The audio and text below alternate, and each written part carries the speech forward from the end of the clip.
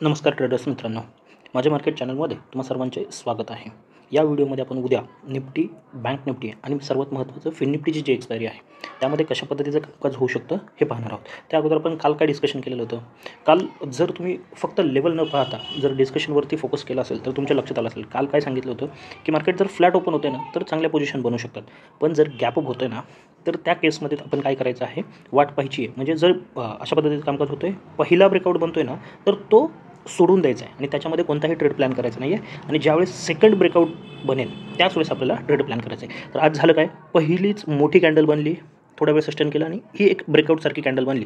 Finally ती shooting star बनल्यामुळे breakout म्हणता येणार नाही, परंतु तरीही जो ऑल टाईम हाय होता तो ब्रेक झाला, नवीन हाय बनला. परंतु आपल्याला इथे ट्रेड प्लॅन करायचाच नव्हता, कारण का तो फेल होण्याचे जास्त चान्सेस होते. इथे एखादा छोटा मोठा पुटसाठी सांगितलं होतं की छोटा मोठा घ्या आणि इथे 1:2 चं टार्गेट आपल्याला अगदी आरामात एकाच कॅन्डलमध्ये मिळालेलं आहे. जरी तुम्ही केलं नसेल तरीही कॉलचा कोणताही ट्रेड आज पूर्ण दिवसभरामध्ये बनलेला नाही आहे. अगदी छोट्याशा रेंजमध्ये पूर्ण दिवस आज मार्केटने घालवलेला आहे. त्याच्यामुळे खरं तर आजचा दिवस हा अवॉइड करण्याचा होता.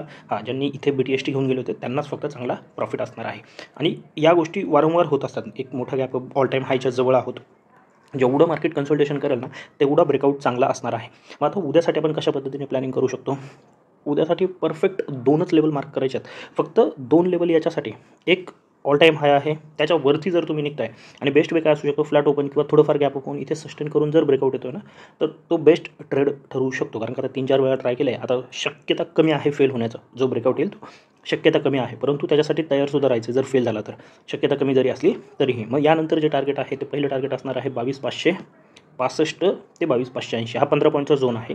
ते पहिलं टार्गेट असणार आहे. त्याच्यानंतर 650 राऊंड फिगर सांगून ठेवते ऑल टाईम हायला आहे म्हणून, आणि 730पर्यंतचे टार्गेट आपल्याला पाहायला मिळू शकतात जर मार्केट याच्यावरती निघते तर. जर इथे फेल होतं आहे, लक्षात घ्या, हा ब्रेकआउट फेल होतो आहे ना तर जो काय हाय बनेल किंवा जे काही फॉर्मेशन बनेल ना त्याचा हायचा SL प्लेस करून तुम्ही एक पुटची पोझिशन घेऊ शकता. फक्त पुटच्या पोझिशनमध्ये काय करायचे, 50% क्वांटिटीत घ्यायच्या आहेत, कारण का आपण बुलिश ट्रेंडमध्ये आहोत.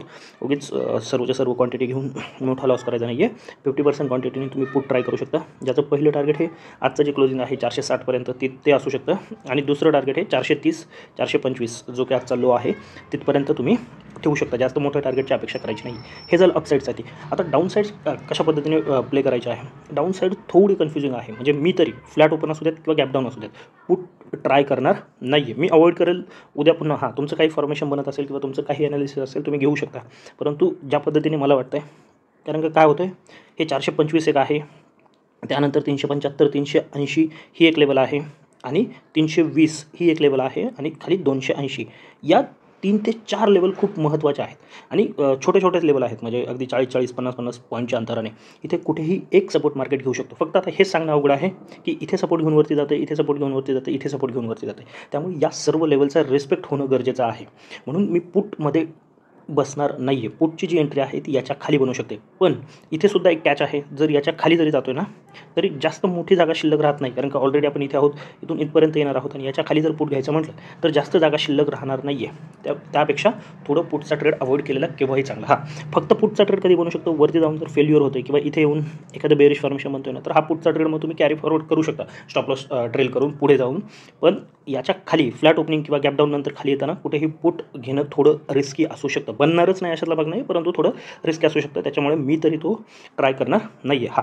या लेवल आपण याच्यासाठी यूज करू शकतो, म्हणजे 425 असू द्या, 375 असेल, 325 320 असेल आणि 280 असेल.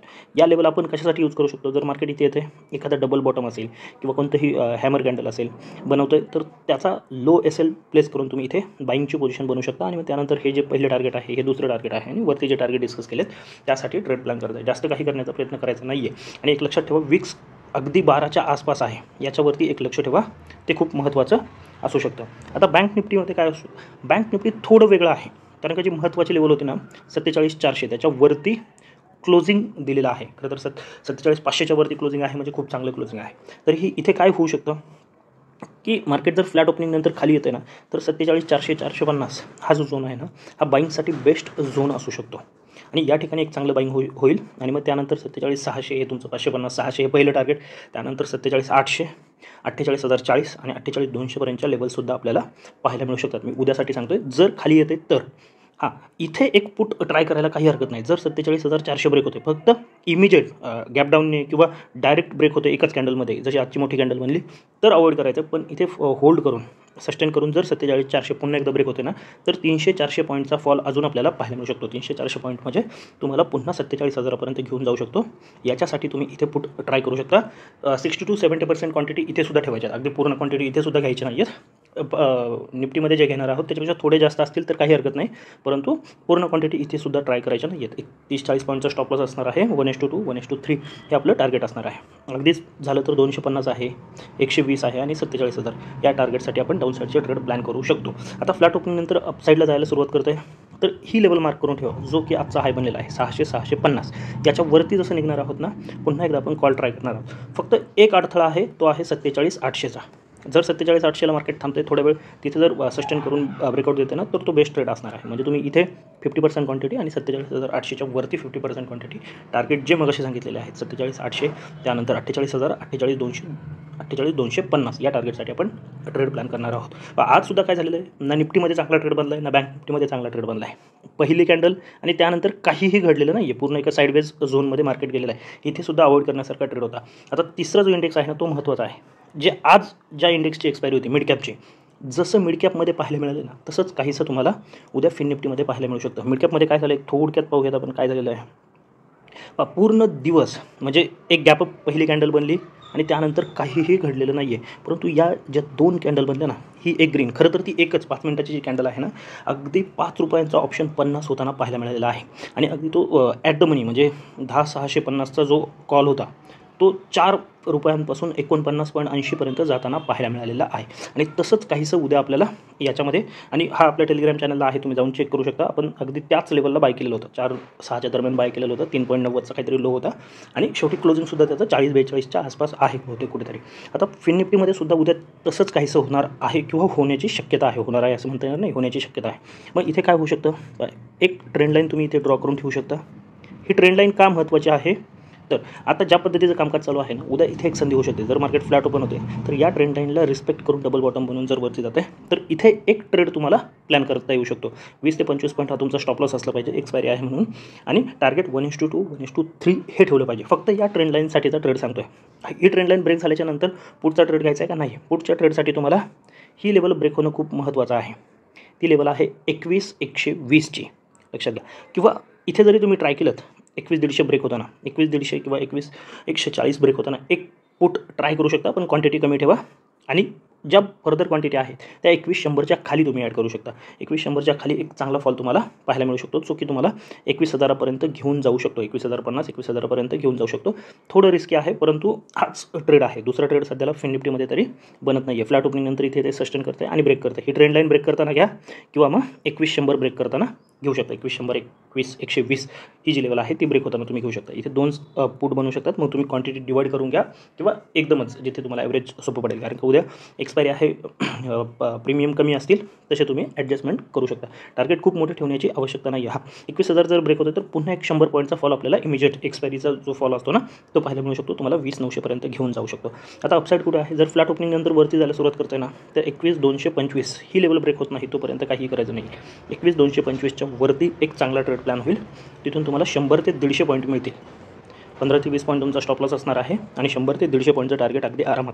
मग ते तुम्ही डिवाईड करू शकता. 225 नंतर 275 आहे, 325 आहे, 350, 375 अशा पद्धतीने डिवाईड करू शकता. आता हे झालं लेवल वाईज. पण जर मार्केट पुन्हा याच पद्धतीचं कामकाज करते, मार्केट इन द सेन्स फिन निफ्टीविषयी चर्चा करतो आपण, अशा पद्धतीचं जर बिहेव करते ना, तर दुपारी 1:30 ते 2 नंतर, लक्षात घ्या, 1:30 ते 2 नंतर तुम्हाला एक चांगला ट्रेड प्लॅन होऊ शकतो, जो की आज फिन निफ्टीमध्ये मिड कॅपमध्ये झालेला आहे. मार्केट ज्या पद्धतीने काम करते ना, फक्त शोधायचं आहे की निफ्टी आणि बँक निफ्टीची डिरेक्शन काय आहे. खास करून बँक निफ्टी, त्या डिरेक्शनला तुम्ही ॲट द मनी कॉल, जो की 5 ते 8 किंवा अगदी ₹10 दरम्यान आसपास जो असेल ना, तो ॲट द मनी कॉल तुम्ही ट्राय करू शकता.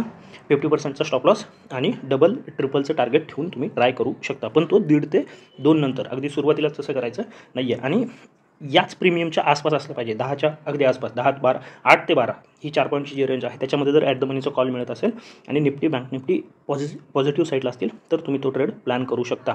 फक्त हिरो म्हणून एक्सपायरीला जो तुम्ही 0 जे असतं ना, तो ट्रेड प्लॅन करत असाल तर 1.5 ते 2 नंतर करू शकता, की जर काहीच होत नाही आजच्यासारखी जर एका रेंजमध्ये फिन निफ्टी राहत असेल तर तुम्ही तसं करू शकता. आणि बरेच जण पाहतो आहे की आपल्या व्हिडिओला लाईक करत नाही किंवा कमेंट करत नाही. त्याने काय होतं, आपलं रीच कमी होतो आपल्या व्हिडिओचा. तुम्ही आपल्या व्हिडिओचा रीच वाढवायला मदत करू शकत असाल तर नक्की लाईक आणि कमेंट करू शकता. तर आजच्यासाठी एवढंच. धन्यवाद. जय हिंद, जय महाराष्ट्र आणि कीप ट्रेडिंग.